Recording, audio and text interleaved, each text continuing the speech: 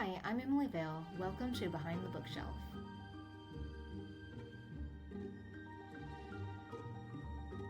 Today I'm joined by Rebecca Elder, romance author.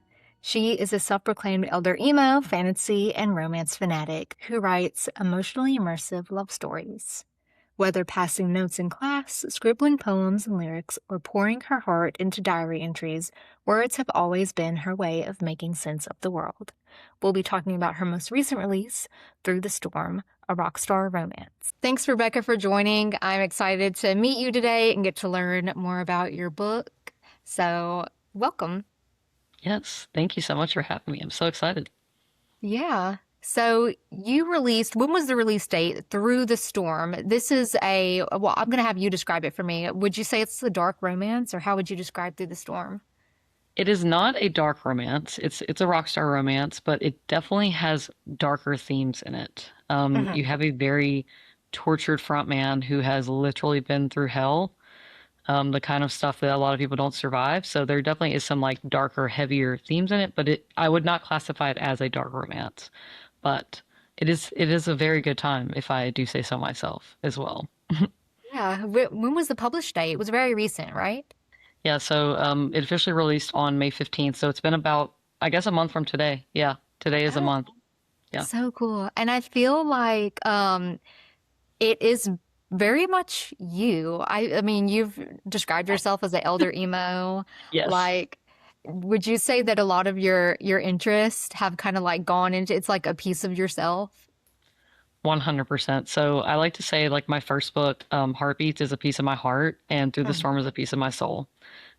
Because music is my favorite thing in general. I love live music. I love listening to music. I love songwriting. I love all of it. So just the music in general was obviously an inspiration for a rock star romance, but the emo genre in particular was the biggest inspiration because it is my favorite genre. It's the one I listen to the most, and it just like holds such a special place in my heart because if you've been a part of that scene, you know that like it's just such a place of belonging and you can like be unapologetically yourself. It's just like everyone's welcome. So that was like a big overall inspiration behind it because you have a person, the front man, who doesn't, he's never really felt like he had anywhere to belong. And this is kind of like his therapy. And he doesn't know how to talk about his trauma. So he screams it on stage, like a lot of these, I'm sure, real life frontmen do. So that was kind of like a very like overall inspiration behind it. So yeah.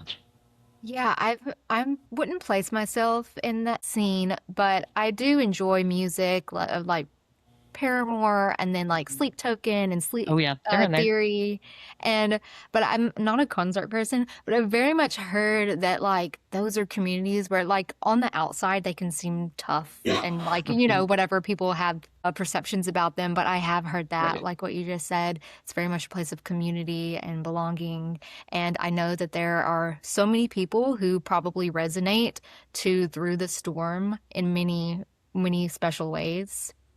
So I want to ask, you talked a little bit about what inspired um, kind of Through the Storm a little bit, but I guess I want to hear more about the inspiration, like that at the center of the story. Is there a singular inspiration or an accumulation of inspirations that led you to write this? Yeah, so it's kind of funny actually. The way that I get inspiration is always really random. It could be at Uh-huh. random times, places. It could have nothing to do with what I'm doing. And the vague inspiration that I had for Through the Storm, which I actually can't tell you the actual inspiration I had 'cause it's a spoiler, Mhm. but it came to me. I was literally standing in the middle of a concert. It was an emo show, and I cannot remember the band because I go to so many shows that like I honestly like they kind of run together. I'm pretty sure it was Anberlin, but I was standing in the middle of this crowd and I was like, you know what I've never seen before? A rock star romance about an emo band. Like it's always country or rock or just general other types of music. I've never seen one with an emo band. And being the crazy person that I am, instead of going to look for one, I was like, I'm going to write it. Yeah. So that was the inspiration, but then I had a very vague concept for like the plot, and that's the part I can't tell you because it's a spoiler. Um, but that's kind of how I started is I started with that vague concept and just started kind of forming the pieces from there. So the inspiration for the female character which the book is in her perspective, solely in her perspective, which I think is kind of cool because while it is about her, her name's Ramona Hendricks. Um, it's actually more about Elias, the frontman. It's kind of telling his story through her eyes and through his music because there are 9 full-length songs that I've written. They're like Elias has written them, but to help tell his story because like I said before, he can't talk about his trauma. He doesn't know how to, other than writing and performing. So like you kind of learn his story very slowly through her eyes and through his music until he's like able to open up a little more. Um, but Ramona is definitely inspired by me. She's a what I like to call a recovering people pleaser, which I'm sure a lot of us are. So you kind of see her journey of being able to like set boundaries and let go of unnecessary or let go of toxic relationships that maybe you're not really serving her. Just like living life for herself because she's always lived a safe life. She's always just done what everybody expected her to, what she thought what would make everybody happy, and she never allowed herself to chase the life she wanted. And that was very much my struggle with becoming an author. Been writing my whole life and I always wanted to be a published author, but I just talked myself out of it, like we do, and said that that I couldn't do it or like people wouldn't care or that it wasn't good enough or whatever, all the things. So that her story is very much inspired by mine. Unfortunately, I did not fall in love with a rock star. I wish. I love Right. my husband very much, but he is not a rock star. That's what the fantasy is for. Right. I have to write about it because I can't have it. And also, I always tell people, my other dream is to be a rock star. I wish that I had that talent. I don't. I can't sing. The only instrument that I can play, I'm classically trained on the violin, which doesn't mesh well with like that type of band, you know? Yeah. I could maybe be in like a ska band, but I want to Yeah. be the front person. I want to be the front woman. I want to be Haley Williams. Like, I want to be the rock Yeah. star. But talent. So part of that part. But then for Yeah. Elias, so I heard I'm going to bring up Melrose Avenue. So I discovered this band called Melrose Avenue. It was right when I first started writing Through the Storm, and the first song I ever heard from them is called Through Hell. And when I was kind of trying to form his character, I heard that song and I was like, oh, this is exactly the kind of character I'm trying to write. I'm trying to write a person who's been through hell, who's been through so much in his life, and this is the only way he knows how to cope. So that song really like resonated and helped to like form his story even more. Because there's a line in it that like when I heard it, I was like, oh, this is it. It was I don't think happiness is meant for me. And that's like truly how he feels. Like he feels Mhm. because of what he's done, what he's been through, like he just like happiness just isn't for him. He's just not going to have that. So it really like helped to shape his story alongside of Ramona. So that's kind of again, I get inspiration from everywhere. I have playlists for all of my books, so I there was a lot of other songs that helped inspire the story in general, but like that was the main one. That was kind of the start. And then just Ramona being me, Yeah. basically. Yeah, we definitely sew like parts of ourselves into Hmm. our stories.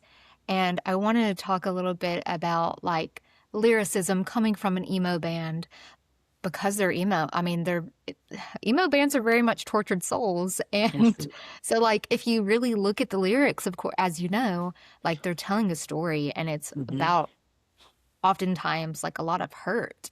Right. And so I could only imagine like how much inspiration you get from that type of music to write a character like Elias. Yes, definitely.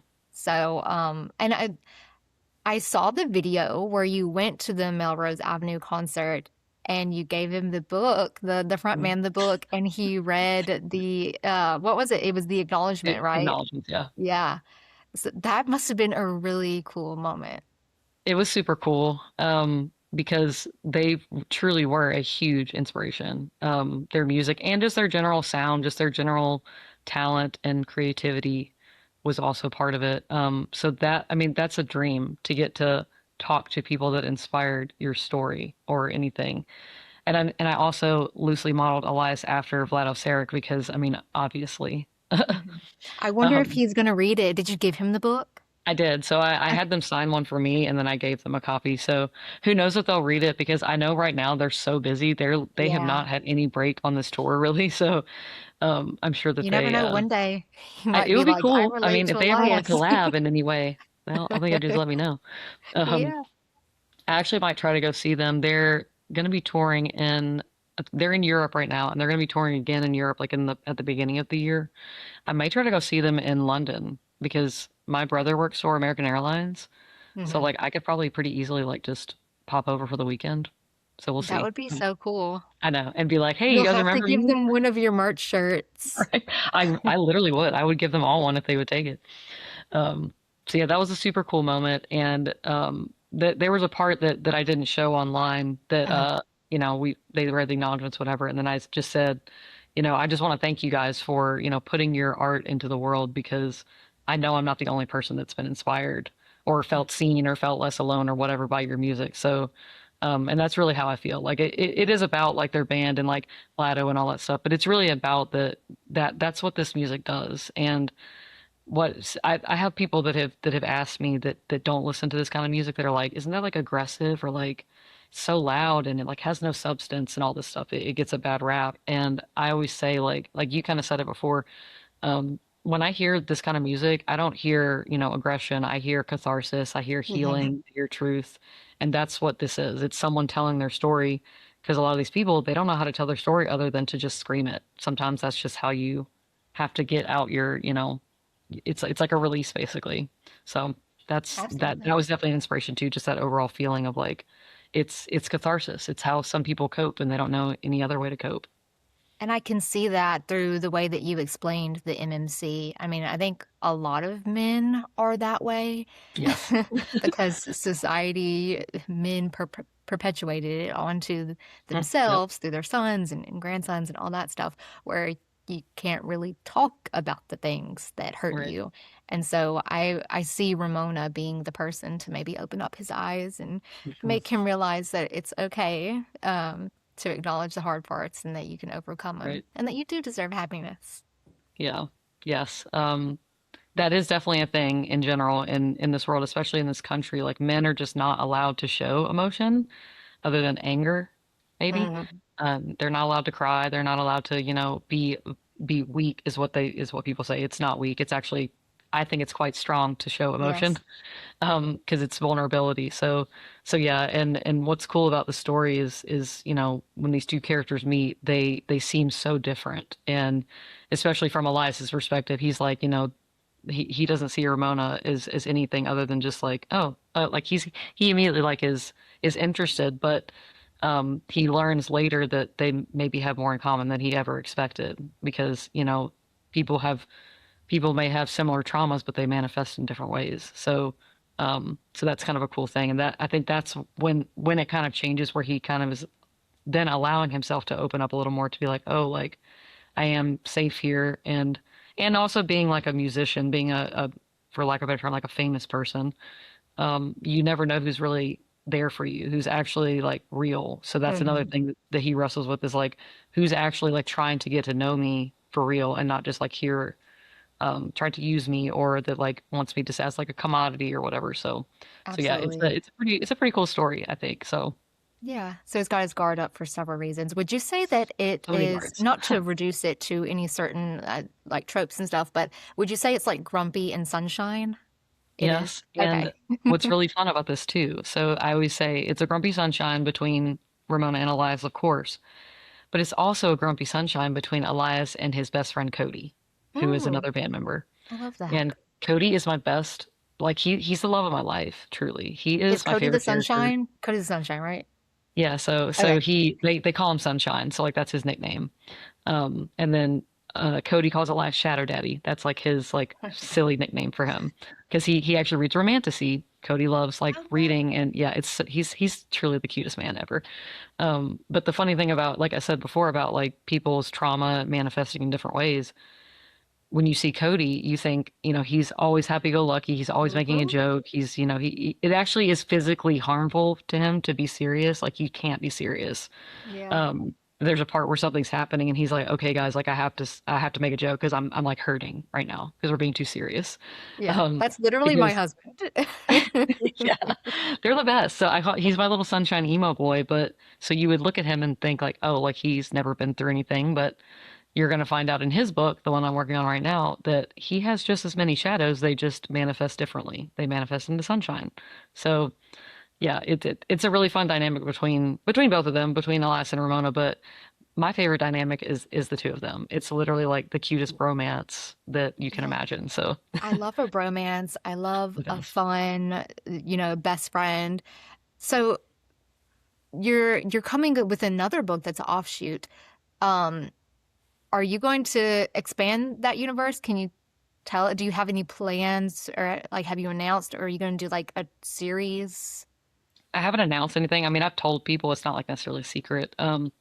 I plan to give every band member a story at least. So I you'll love that. get, so that'll be at least four. But that also opens up because in Cody's book, there may be a new band that is introduced. And I'll just leave it at that. So there's opportunities there. There's other Mhm. side characters that I've thought about doing, at least like novellas for or whatever. But at minimum, each band member will get a story. So Cody's the one that I'm working on now, and I don't know the timeline because I have a Mhm. corporate job like we all do. So Yeah. hopefully sometime next year. But his story is going to be very fun, but also very sad because, like I Mhm. said, Cody has been through just as much as Elias. You just can't tell because Yeah. he's such a sunshine boy. So you're gonna find out really why he is the way he is, and it is not happy why he is the way he is. Right. But Yeah. it's also gonna be a fun story because his is gonna be grumpy sunshine as well, Mhm. but the girl's gonna be the grumpy. She's gonna be the Oh, black cat. So, and I think that's gonna be a fun you know what dynamic. this reminds me of? I love they're standalones in their own right. Like you Mhm. could probably read them singularly and like, they're Right. fine.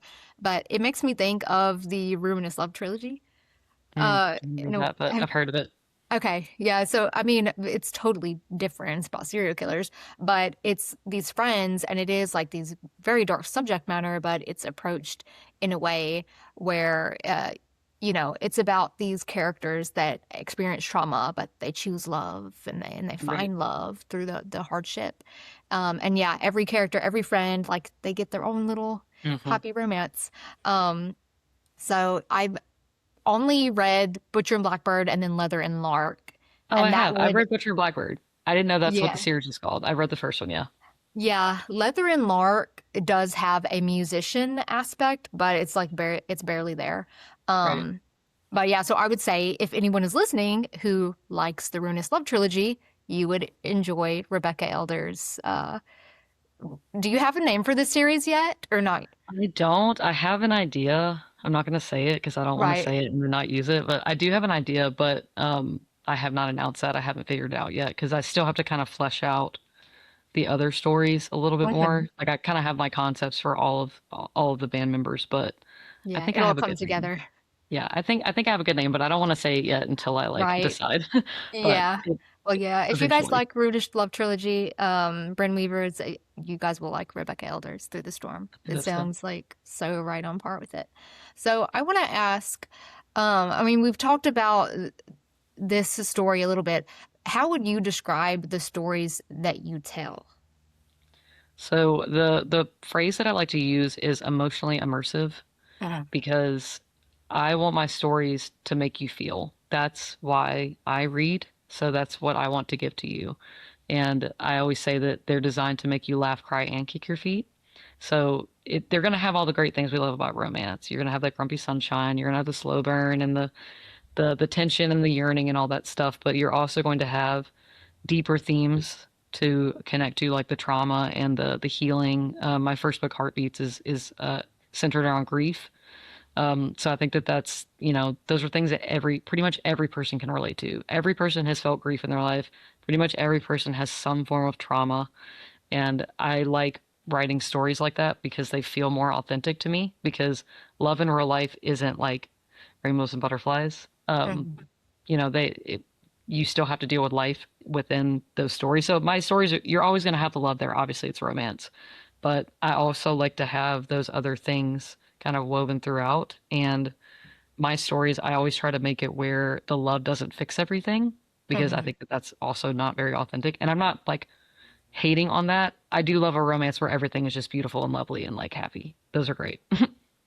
That's just not my vibe because I'm an emo girly. So, Yeah. um, so I'm always gonna have like it's always gonna be somewhat of a healing journey. I like to say like the characters are their love is not going to heal what they've been through, but it's just gonna make it easier because they can kind of relate to each other or kind of help each other through, whatever they're going through, whether that's the same thing or different things.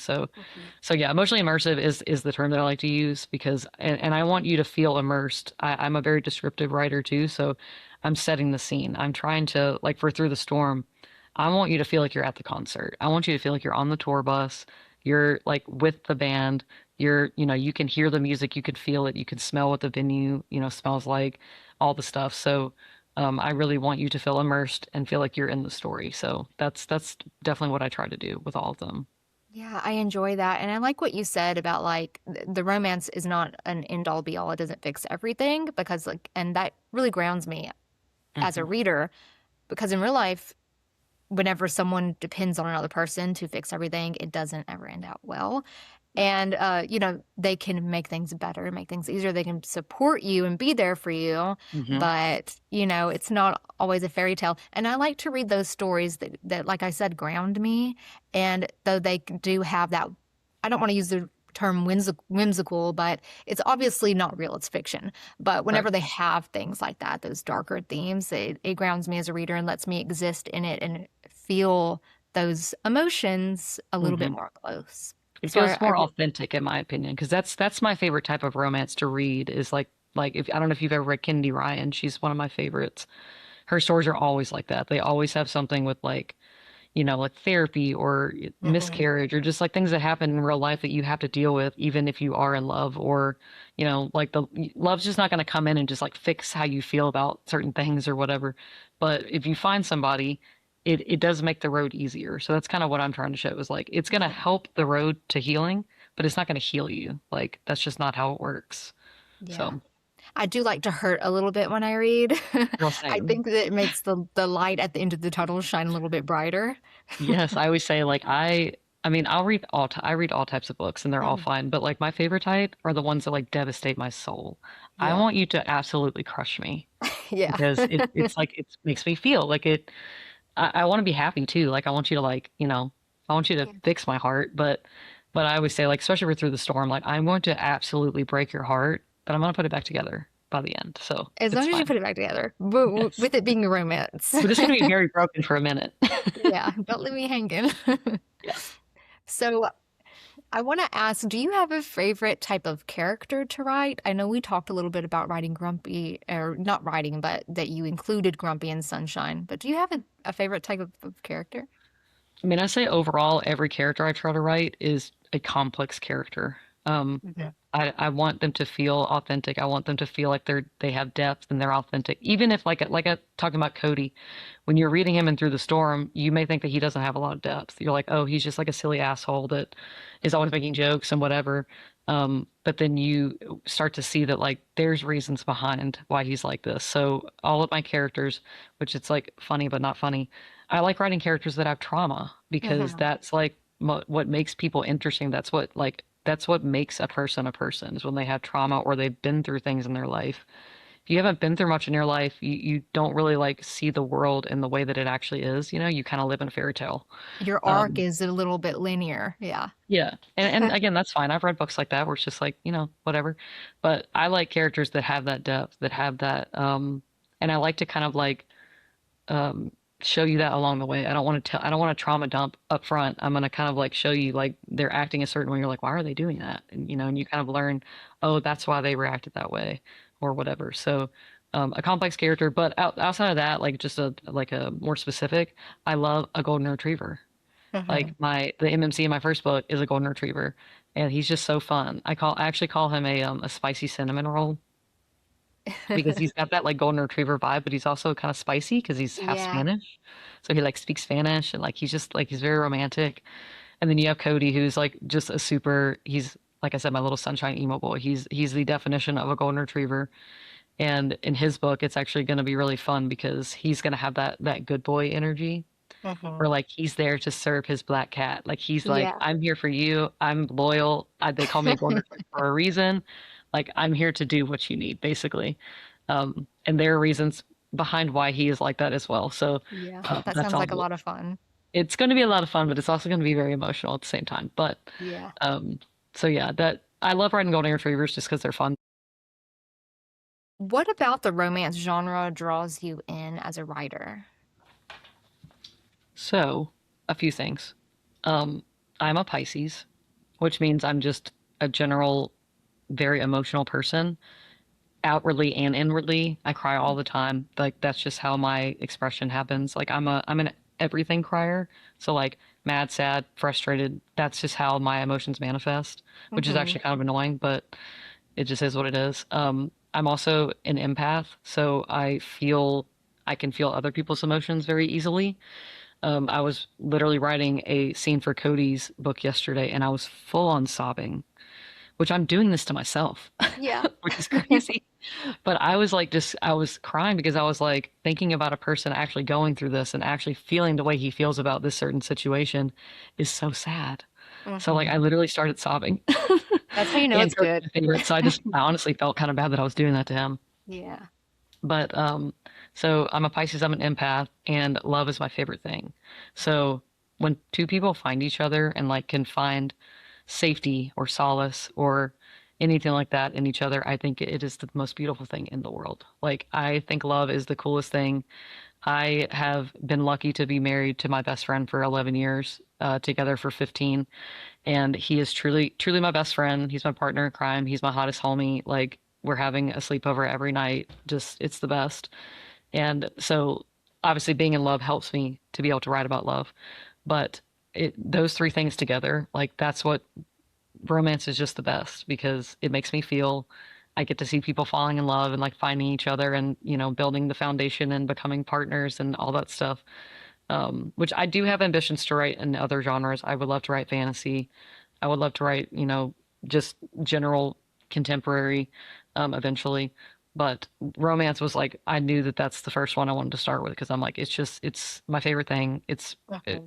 Romance and fantasy are definitely what I read the most. I read everything, but it's just so great. It never gets old to me. Like my husband, he doesn't read romance, and he always asks me because I read a lot of the same. Like I read a lot of sports romance, like I read a lot of Hmm. hockey, and he's like, "Does it ever get old to you?" And I'm like, "Never." It could literally Yeah. be the same tropes. It could be almost the same story, and if it's the things that I like, it never gets old. Like Hmm. every single Yeah. time I'm squealing, like I'm kicking my feet, like I just love it. Oh, I feel I like just love whenever it. I'm reading a lot of romance, it makes me appreciate like what I have that much Yes, more because I know yes, like not everyone gets to feel this way and has a partner that cherishes them like definitely. some of these book boyfriends do. Um, so it's not my primary genre that I read, but it always leaves me feeling so good. Hmm. And you said you're a Pisces, and I just want to say that that makes so much sense off of the base of what I know. So I'm I into sorry, my zodiac. dogs are barking. That's okay. I Um, have dogs too. say I am a textbook Pisces, for I sure. made a post yesterday. So I write I'm a nerd about vampires, but I made a post Oh, yesterday. It okay. was like your vampire based on your birth month, and Pisces was Angel from Buffy. Okay. And it was like you would rather marinate in a pit of despair rather than have no feelings at all, like Yep. Angel. And so I I'm would like rather the be, yes. emo it all. It's so funny because I feel like a lot of my characters are like based on real people. Like my Mhm. first book, all the characters are pretty much based on real people, like the friends. The MMC is my husband. Through the Storm is not so much the same. Like Ramon is definitely me, but like Elias is not necessarily based on anybody. And Mhm. Cody the same, but I think that Cody is my sunshine because I'm such a sunshine person. I'm like very optimistic and like all that stuff, but I also have that emo vibe of like I want to feel, not that I want to feel sad, but like I just want to feel. I just think Yeah. feeling is like that's what being a human is all about. So, and what makes me feel the deepest is like sad things and like, Yeah. things that, the depths of despair like you said. So, I so relate yeah, with that. It's a sense of connectedness. 100%. And that's my favorite thing about life is connecting, whether that's to stories, to people, to anything. So that's why I like my stories to feel so like authentic and because I want you to be able to connect to them. I want you to feel like Mhm. you can see yourself in the characters because, a lot of times you might not have felt seen in any other way. And that's like an honor to me to be able to write stories that people can feel seen and can feel, less alone or whatever it is. Yeah. Speaking of the connectedness, I mean, we've talked about it a little bit. You made merch, and so like that's just another element to that. I feel like you've had a really good, have you had a really good response to it? I want a shirt and I haven't even read the book yet. Okay, so well, exclusive. I'm going to be doing another t-shirt order very soon. I did it just for the release, for my release party, but I'm Hmm. gonna open it up soon for everyone else because when I did it then, nobody had really read it yet. So I was Hmm. like, I don't feel like I'm gonna get a lot of engagement, you know. But now that a lot of people have read it, I'm gonna do it and see because I've had a lot of interest actually. Um, but yeah, I mean, and I am just a go all out kind of person. I don't know how to do anything like small, Hmm. which is kind of a problem. And you know, me loving music and the music scene and the concert scene so much, I was like, I have to make band shirts, like Yeah. obviously. And you know, people have really loved it. And I tried to make it look like like this one I cut up, but I Hmm. tried to make it look like a real band shirt, and people have really loved it. So Yeah. yeah, I'll let you know when I post that. So Yeah, I could see the indie romance bookstores just like having the book and having the shirts. It oh feels like yes. such a moment. Yes, people have been well, and a fun fact about me too is I'm very lucky that I have worked in marketing for 15 years. So I have that like kind of brain. So a lot of people have told me that my marketing is really on point, and I'm like, yeah, because I've been training for this my whole life. Like Yeah. I work very hard to make and I feel like I'm just an authentic person too. I try to be. So I genuinely like am passionate about what I do and like I genuinely love connecting with people and all that stuff. But like my as far as my marketing, like I worked really hard on it. So Yeah. I'm glad that it translates. Yeah, it shows. It does translate. Are Awesome. you in any indie bookstores with that I'm book? in yeah, so I live in Nashville, so I'm in pretty much all the smaller not every single one, but most of the smaller ones in Nashville, Slow Burn and Sugar and Spice, and then we have a lot of mobile bookstores. Um, and then I'm in several like kind of just scattered across the country, mobile ones or smaller independent. I have a post on my Instagram that has them all there, and then I'm redoing my website right now, and I'm gonna have a map of like all the places across the country that you can Oh, cool. get them as well. So And I yeah, think I am it's in some smaller ones, but having my T-shirt with my book would be so cool. absolutely. Isn't it? I think it's called bookshop.org, where if you want to get a book from an indie bookstore, you can go on there and you can order it and they'll send it to your bookstore too. Yeah. So, yeah, if anybody wants to support indie, they can do it that way. Yes, That's something please, that I please. literally just discovered like a month ago. Yeah, please support indie. And also, I don't know, a lot of people don't know this, but I also publish through Ingram Spark, which most people do. It's how bookstores buy your book. Like they print it and they, you know, ship it. You can also ask your bookstores to stock my book or to stock anyone's book if they, because most of them use Ingram Spark. So you just say, you know, I can you stock this book, you know, for me or whatever. So you can, it's not guaranteed they'll do it because sometimes it's based on demand, but if enough people ask, like you can get it stocked in your local place that way. But Yeah. Yeah, I like that. You know, if you think that this indie bookstore will like something, I mean, I'm sure those people are always open to recommendations. Like they right. want to serve their customers. So, Yeah. And I've found that most like especially like independent bookstores, they want to support indie. They want to buy indie. So I haven't had a hard time getting it in stores that way. mhm. Because I try to only support indie in a Yeah. world of billionaires. So Yeah, I know. I'm like, not to get on that train I myself, know I could but I'm like, I'm not really going to Barnes and Noble anymore. no, I Yeah. don't go to any of the big ones anymore. Yeah, I think a lot of people are in agreement there. Yeah. So let's see. This is kind of a fun question, and it might be a hard one, but what is your favorite piece of fiction in the romance genre, film or literature, like whatever just comes to your mind? What's something that is like always going to stand the test of time for you? I mean, my favorite romance series is the Windy City series by List Time 40. It is God tier. It's so good. It's sports romance, but it's that thing. It's the standalone. They're the interconnected standalones. There's five, and then there's one that's like kind of like a not a novella, but it's kind of side story. That still fits within it, but it is just the best. Like it's set in Chicago, which is my favorite city, but it's got the perfect amount of everything that I love about romance. It's got the love, obviously. It's got the friendship. It's got the family element. It's got that found family. Found family is one of my favorite things. I That's always going to be in my books too. And Through the Storm has a very very heavy found family, and all of them well in the series. So I just think it's like the perfect. the perfect series. It's so good. It's got the spice there too if you want that. My books are not super spicy, but it's like the perfect mix of all that where it like feels like it's not just there for no reason, like it's woven into the story. Because the way that I do spice is it's definitely part of the connection. It's not just Mhm. there to be there.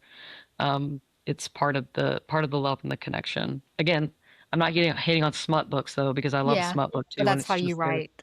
Yeah. Yeah, that's just how I write. But I do read smut as well, and it's Yeah, it's it's got its time and place. But so that absolutely. and like if I'm thinking of like movies, like I think the first like romance movie that I ever saw or like movie with romance was Titanic, and I remember just being like so enthralled because I was probably like 12 or something. I was pretty Mhm. young, and just being like, this is the best thing I've ever seen. Like Yeah. just, and I think that like unlocked my like love of romance, and then also like I love Lord of the Rings. I always say that's where my lore started. And Mhm. there is the love story in there between like Aragorn and Arwen, but also I love Frodo and Sam's bromance. Yeah. I think that's what opened up my bromance love. And I was just like, Mhm. because I think platonic love is honestly just as beautiful as romantic love. So my books will always have beautiful platonic love too. Like my first book, Heartbeats, all the friend characters are based on my real friends, and it's just like it just feels like girlhood, like just like Mhm. you with your girlfriends, and I just think that it's like so much fun, so beautiful, just as important as like having a romantic partner is having beautiful platonic soulmates. Yeah, I totally agree. Yeah. So, moving on to the next question, are there any specific habits you have when drafting a book? So I don't know if you've heard the terms plotter, pantser, and Hmm. planter. I'm definitely a plantser. Me too. Um, Yay, it's so fun. So, I do have to plot like a little bit because I am a planner in my normal life. Like I have to Mhm. have like some form of plan and like, especially like when I travel, like I have to have some form of like structure. But when I write, I my brain doesn't work in the way of like some writers where they're like start to finish. They like know everything up front and like, they have to plot every scene in every chapter, whatever. That's just not how it works for me. I tend to get like a concept or like a couple of scenes come to me and I'll write those scenes and then I'll start to develop the characters before I really start writing a ton. Like I want to really know my characters before I start writing scenes with them because if you know your characters, it Hmm. just The flows. story writes You know, itself. literally. And I kind of like my characters to just do what they want. Hmm. I don't want to like put them in a box. So um like I'll have like I said like certain scenes that'll come to me and I'll just start writing that and then and I might not even know where it's going to go. And I'll just kind of like start forming things around it because like I said, I get inspiration at the most random times. It's never when I'm sitting at my computer. It's always when I'm like out somewhere or like driving or about to go to sleep. So then I have to write it down because if I don't write something down, it will be gone and I will not know that it was Yep. ever there. So a practice that's actually helped me a lot with that, if I have the capability, is if something comes to me, and a lot of times my inspiration comes in dialogue specifically, which is weird. So like I'll hear something and then the dialogue will start flowing. And I think that's because I know my character so well that like they just start talking in my head. So I will, if I have the capability, I will sit and write the scene right there, or I'll write the dialogue out, even if it's not like, it's like messy or whatever. It's not very well written, but just to get the context.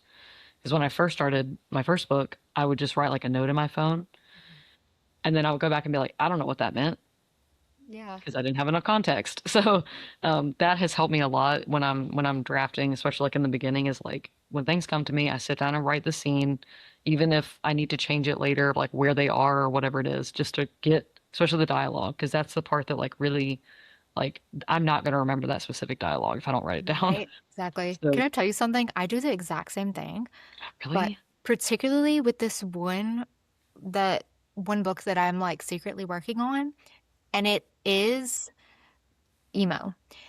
oh, Sleep Token and Sleep Theory, like those are all on my playlist. I love them And so when I much. listen to those, like it'll just be one lyric, one word, and then it's like, boom, this Yep. dialogue is coming down for me. Same. I Yeah. mean, yeah, like I said, music is I don't well, I mean, I've said this before, but music is my biggest inspiration in Mhm. general. So it's the same. I can hear a lyric and I'm like, "Oh," and then Yep. it'll just start going. Like, so yeah, I love that other people are the same because I But feel insane sometimes.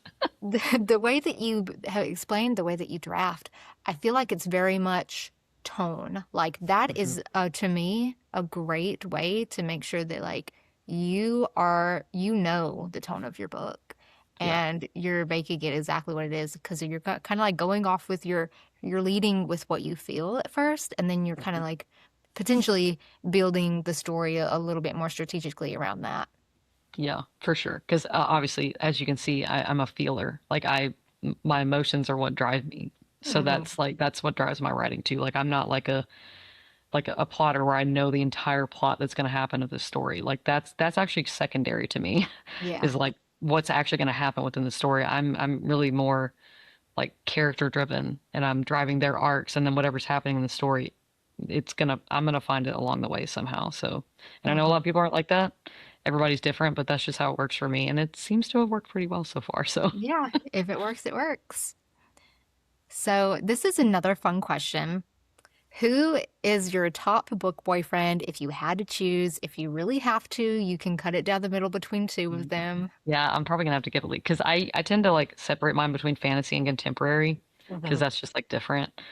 One that I think is so underrated, and like the series itself is underrated too, is Darien Castle from the House Oh, of Devils series. Do you know him? I don't. I feel so uneducated in the romance genre. Well, so this is like urban fantasy, Okay. so it's modern. So they have like guns and stuff, but there's magic and all that. So he's basically a shadow daddy. Like he has shadow powers. And he's like the strongest. It's very like mafia-y, and it sounds like Mhm. you like dark romance, so I think you would like it. Mhm. But he's like basically like the kingpin of this group, the House of Devils, which they have their little found family, which is just fantastic too. But Darien Castle is what I like to call a cannoli, which means he's a hard soft boy. So on the outside, he's very hard. He like isn't giving anything up. You could have a gun to his head and he's like, I don't care. You can shoot me. I don't like, whatever. Like he just does not care. He's not scared of anybody. He's super powerful. But on the inside, when it comes to his woman, he is the softest little teddy bear. Like for his woman, he will crawl to his woman. Like he will do anything for her. And I love that dynamic. Mhm. That's other than like a golden retriever, that's my favorite type of MMC is that like super hard on the outside. He seems like he's like has no emotions and whatever, but on the inside he actually is very soft. And Elias is very much like that. He comes off kind of hard, not kind of. He comes off very hard, and he's very protective. That's where the touch her and die vibes come. Yeah, I And was literally, as you're saying that, I'm like, touch her and die. oh, and Darien Castle is the Literally. ultimate touch her and die. Like there's a line where he's literally like if you look at her again, I'm gonna like pull your tongue out or something, whatever it is. Like Yeah. I'm gonna cut your tongue out. Just things like that. Like he's not shy and scared to literally murder someone. Yeah. I'm not gonna say that Elias is gonna murder anybody, but he would consider it if he had to. Yeah, he would punch somebody for sure. He'd punch somebody in the face for saying He something mean would, to and he Ramona, might do probably. that. I don't Yeah. know. You'll have to read and find out. Yeah, that's my favorite MMC as well. Because I mean, obviously, it's like fantastical in real life. You want your man to go to bat for you. He's always going to defend you. But maybe we don't want them in real life to go to the extremes that they do in these books. But Uh, I it's always just, say like I hate fighting. It stresses me yeah, out. Even when people start like arguing, I'm like, no, please. Like it makes me I will start crying. Seriously, I hate it. But in a yeah, book, I'm like, yes, fight for me. Like go kill that yeah. man It's for me. Like passionate. Yeah, it's the best. And then yeah. like so my contemporary would probably be Isaiah Rhodes he's from the Windy City series. Or Riddick Gamlin, which I guess technically he's fantasy from Fourth Wing. Okay, yeah. Wow, that's I surprising to me because, like, I know a lot of people love him, and I do love him, but you don't really see him as that romantic interest so much. But it's like if we had the chance to see him as a romantic interest, I think it would oh be amazing. I think Riddick would make the best husband. And that's the Yeah, hill that I will die on. yeah. And well, first off, I'm terrified that my girl is going to kill him Mm, because that's what she does. yeah. I feel like it's going to happen. And I also heard a theory, which spoiler alert, if anybody has not read the Fourth Wing series, that he is going to be the betrayer, that he's going to be like Oh, and I was like, I will literally he be can't at, be. now I will be at Rebecca Yarros's house with a pitchfork, Yeah, seriously. I think a lot of Like I people will be will. so mad. I haven't read Onyx Storm yet, but being on all of the like being on social media, I've seen all the spoilers. Yeah. So for some reason, I'm just like waiting to read that one. I think also because I want the next one to be out by the time so I can like Yeah. finish it and just go ahead and read the next one too. Onyx Storm was a wild ride. Yeah. It like it was good, but I was just like, this is a lot. And it ends again with like something where you're like, oh no. Yeah, cliffhanger type of vibe. Um, no, but I love like an unserious, like a Riddick, and Isaiah is the same, where he's just like very silly and bantery. And one of my favorite, I call it a love language, is talking shit to each other, like in a Hmm. loving way, like when you can roast each other like that. Yeah. I think that that is like so beautiful because me and my husband are very much like that. But I think it like takes, you have to feel very safe with someone to be Yeah. able to have that dynamic and be like, not get offended, you know? Yeah. So I love that kind of character where you can just like literally talk shit and it's just like all in good fun. And like even if you hit a jab sometimes you're like, oh, you really got me. Like you really ate me up. But it's Yeah. just like all in good fun. So that's definitely going to be the dynamic between Cody and his girl. Very bantery, very like, Loving. yeah, she's going to hate how much she's attracted to him. And it's gonna be fun. I like that too, because like you said, there is that sense of security and safety and trust Mhm. there. And also like they know your boundaries. They know what Mhm. not to say. Right. Um, but yeah, those are good book boyfriends that you chose. Just I haven't read them, but the way you described them. Yes, you definitely, well, you need to read both of them, but definitely The House Yeah. of Devils if you like dark romance and you like that kind of character, he is the ultimate. Oh my God, I love him so much. Putting it on my TBR along with the rest Ye- right now. Yeah. So I think there's 3 books, 4 books out in that series, and I think there's going to be at least one more. So Okay. yeah, and they're thick books, so it's a lot of Daring Castle. So They are this on my is shelf right here. They're right here. oh, okay. Oh yeah, those are thick. Yeah, I they're big am babies. scared of thick books. Oh girl, you see all my thick books? I Yeah. eat up a thick book in my face. Like I actually won't pick up a book if I know that it's a trilogy.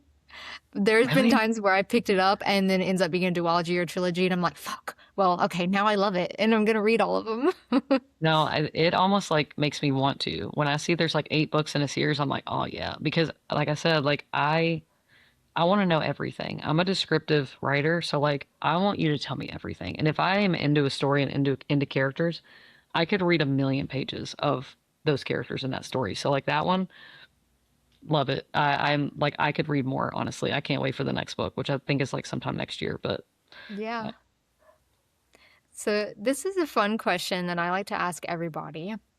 What is something that brings you joy right now? like right in this moment or Well, like in general. let's say in like the past week. Um, let's see. Oh, well, I think like everybody has their own like aesthetic or whatever when they write. Like some people need like silence or some people need to go like outside their house, whatever. I was working on Cody's book and instead of like having like a calming like scene, I literally had on like Warp Tour sets, like old Warp Tour sets of like screaming bands in the background for my like for my inspiration, I guess. So like I guess just music in general is always like brings me joy in general. I just went Mhm. to Yellow Card last week and Newfound Glory. So just like going to concerts and the fact that I have like so many upcoming concerts in the next like from now until the end of the year, that makes me so happy. Like to Mhm. have concerts on the books, it's the Yeah. best. So that I mean, and just in general, like my friends and family always bring me joy. Like my husband, truly my favorite person, and all my girlfriends, they're my heart and soul. So like just having them every day is always joy. Yeah, I love that. Are you from Nashville or did you move there? I I am born and raised. I am a Born and unicorn, raised. which Okay. is not typical. That makes sense. I mean, your love of music, you're born into it. Yeah. Because the only music that I don't listen to is country. Yeah. Well, I grew up listening to country music and now I can't stand it. Yeah, I cannot stand it either. And I will never hate on it. Like I will never yuck your yum. It's just not for me. I just can't do it. Yeah. Yeah. So where can people find you if they want to follow you? Where are you most active on social media and where can they find your books? Okay, so social media, it's mostly Instagram and TikTok. So my Instagram is Rebecca Elder underscore author. My TikTok is Books for Beck, which is the number 4, and then Beck is Beck. So those are the most active. I have a podcast as well. It's The Author and the Reader. It's on Spotify and Apple Podcast.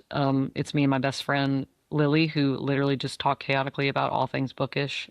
We also like interview other authors and bookish vendors and stuff, but we typically just talk about really chaotic things because which it's funny, we actually, our podcast was born out of a conversation we had at a bar because sorry, my dogs are barking It's again. okay. That sounds like a lot of fun. I love those type of podcasts where it's like the best friend dynamic and you just get Yes. to hear their banter throughout the episode.